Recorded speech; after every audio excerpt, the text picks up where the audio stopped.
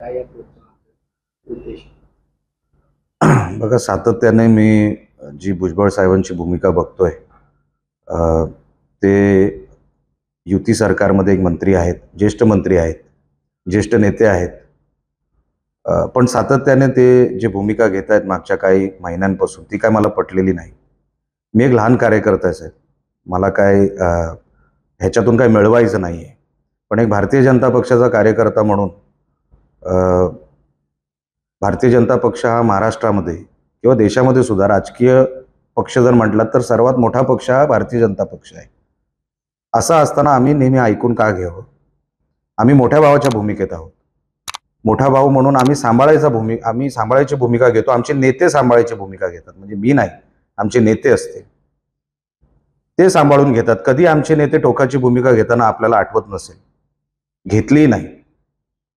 असं असताना भुजबळ साहेबची भूमिका घेतात की आम्हाला असंच पाहिजे, आम्हाला एवढ्याच जागा पाहिजे.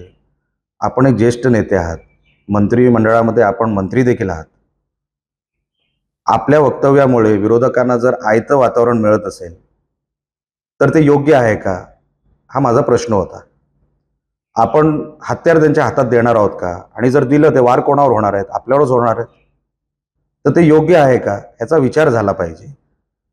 आपण हे सगळं बोलत असताना ह्याचा नेमका फायदा कोणाला, तोटा कोणाला?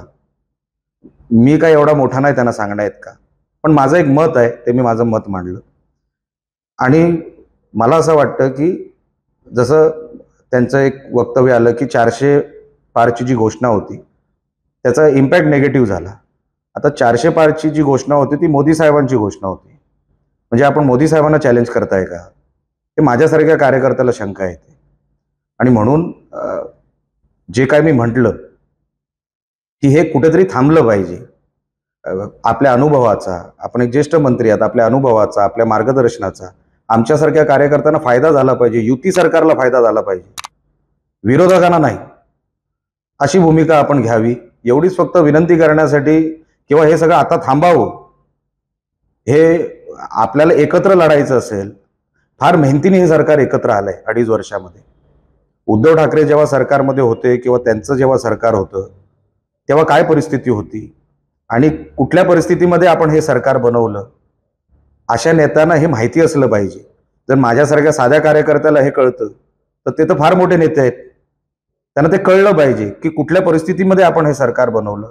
आपल्याला एकत्र जर लढायचं असेल तर चांगल्या वातावरणामध्ये लढावं लागेल, एकत्र लढावं लागेल, एका संघाने लढावं लागेल, एका दिलाने, एका मनाने लढावं लागेल.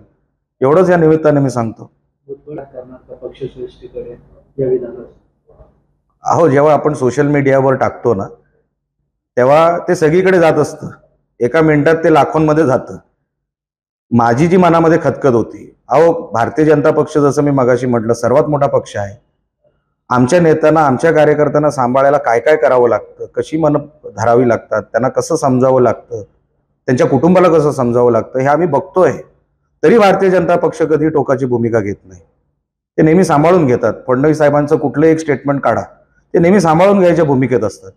आमचे नेते कधी टोकाची भूमिका घेत नाही. पण सातत्याने भुजबळ साहेब आम्हाला एवढ्याच सीट पाहिजे, 400 पारचं हे नेगेटिव्ह झालं. मी मागे त्यांचा कुठला इंटरव्ह्यू बघितला, त्यांच्या लोकसभेच्या सीटवर त्यांनी कुठली तरी एक टीका केली. सातत्याने जेव्हा एक माणूस किंवा एक नेता अलायन्समधला, युतीमधला जेव्हा एक भूमिका घेत असतो, एका गटाबद्दलच घेत असतो, तर मग आम्ही पण आमच्या गटाचा विचार करायचा नाही का, आमच्या पक्षाचा विचार करायचा नाही का?